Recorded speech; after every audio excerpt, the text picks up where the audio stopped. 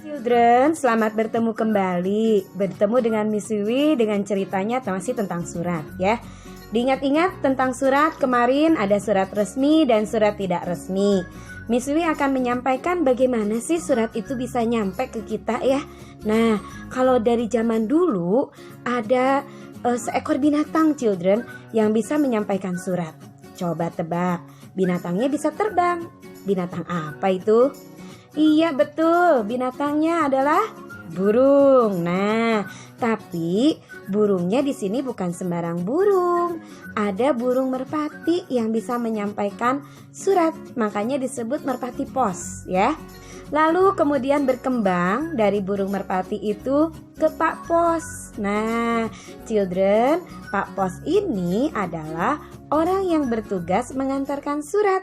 Biasanya bekerjanya di mana? Iya, di kantor pos ya. Pak Pos ini mengantarkan surat dari orang yang satu ke orang yang lain berdasarkan alamatnya. Nah, setelah Pak Pos bekerja, banyak sekali surat yang diantarkan.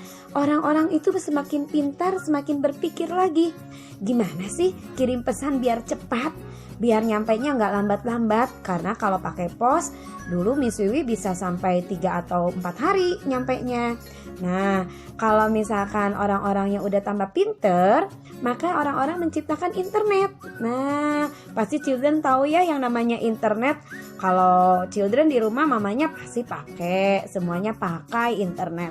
HP dipakai untuk mengirimkan pesan. Nah, lewat HP kita bisa mengirimkan pesan.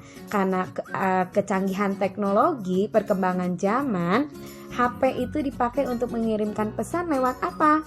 Pertamanya lewat SMS ya.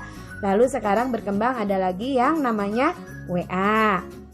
Lalu ada lagi yang namanya email. Nah, untuk saat sekarang orang-orang lebih banyak menggunakan email juga. Tapi WA juga banyak kok dipakai.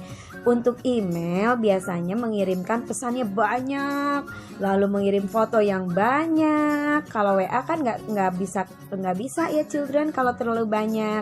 Nah, lewat email ini kita bisa mengirimkan pesan dan foto yang banyak. Nanti intip deh maminya atau papi kalau kirim email ke Miss ya. Untuk pembelajarannya children di rumah, nanti cari tahu. Mih, gimana sih mengirimkan email itu? Mami dan papi punya alamat email untuk ditujukan kepada Miss ya. Nah, children, begitu cerita singkat untuk pengantaran surat ya. Jadi awalnya oleh Merpati Pos, lalu Pak Pos, kemudian berkembang untuk ke SMS, ke WA, dan terakhir ke email. Nanti sepertinya kalau children udah besar, udah jadi orang sukses, ada lagi yang lebih hebat ya. Nggak email lagi, sepertinya ada kecanggihan lagi yang lain, oke? Nah, silahkan belajar lagi yang rajin dan tetap semangat.